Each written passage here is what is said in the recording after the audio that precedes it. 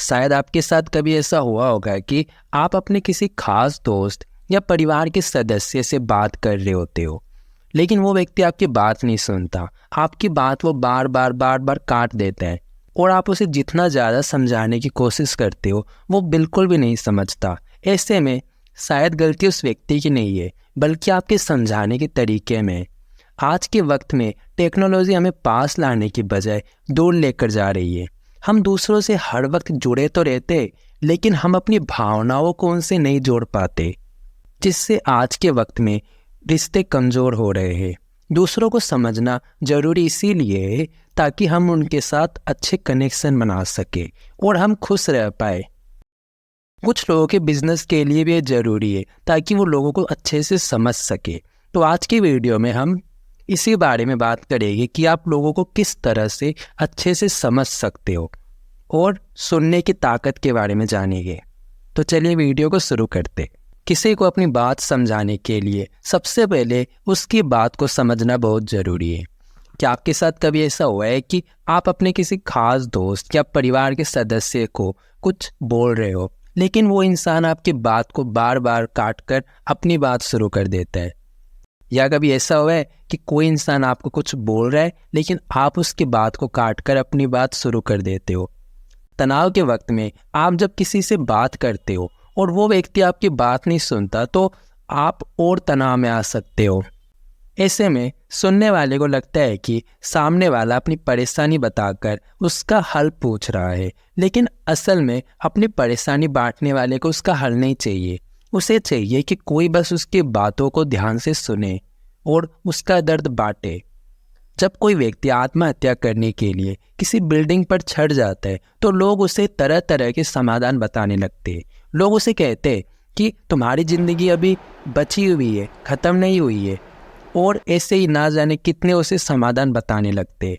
उस व्यक्ति को लगने लगता है कि यहाँ पर कोई उसे सुनने वाला नहीं है, सब अपनी ही बात किए जा रहे हैं, और वो व्यक्ति भी दूसरों के लिए कान बंद करके कूद जाता है। लेकिन अगर वहाँ पर कोई उसे आकर कहता है कि मुझे पता है तुम्हारे साथ कुछ इतना बुरा हुआ है कि तुम्हें इसके अलावा कोई दूसरा रास्ता नज़र नहीं आया, कोई बात नहीं, हम इसके बारे में बैठकर बात कर सकते हैं, हमें बताओ क्या हुआ। इस तरह के शब्द उसे बोलने के लिए मजबूर करते हैं। वो अपना दर्द बांटता है, जिससे उसका दर्द कम होता है और वो बिल्डिंग से नीचे उतर जाता है। जब भी आपको किसी व्यक्ति को मनाना हो तो सबसे पहले उसके हालातों को समझने की कोशिश कीजिए, उसकी नज़र से सब कुछ देखने की कोशिश कीजिए। जब आप ऐसा करते हैं तो वो व्यक्ति भी यही करने की कोशिश करता है और आप उस इंसान को अपनी बातों को आसानी से समझा पाते हो। मिरर न्यूरॉन्स की वजह से हम दूसरों की नकल करते हैं। क्या आपके साथ कभी ऐसा हुआ है कि आप मूवी में किसी को रोते हुए देखते या फिर किसी को मार खाते हुए देखते तो आपको भी अनजाने में उदासी महसूस होने लगती है?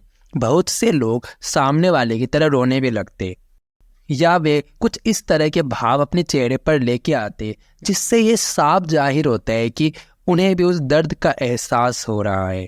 हमारे साथ ऐसा इसीलिए होता है क्योंकि हमारे दिमाग में कुछ खास तरह के न्यूरॉन्स होते हैं जिन्हें मिरर न्यूरॉन्स कहा जाता है। इन न्यूरॉन्स का काम होता है सामने वाले की भावनाओं से जुड़ना, जिससे हम उनके साथ गहरे रिश्ते बना सके और उनकी बातों को समझ सके। वीएस रामचंद्र, जो कि एक रिसर्चर है, इसे एम्पैथी न्यूरॉन्स कहते हैं क्योंकि यह सहानुभूति दिखाने में हमारी मदद करता है। अगर आपके साथ यह न्यूरॉन्स नहीं होते तो आप अपने प्यारे लोगों की पसंद नापसंद को कभी समझ नहीं पाते और उन्हें कभी खुश नहीं कर पाते। मिरर न्यूरॉन्स सामने वाले की नकल करते, हम उनकी भावनाओं को समझकर उसके हिसाब से काम कर सके।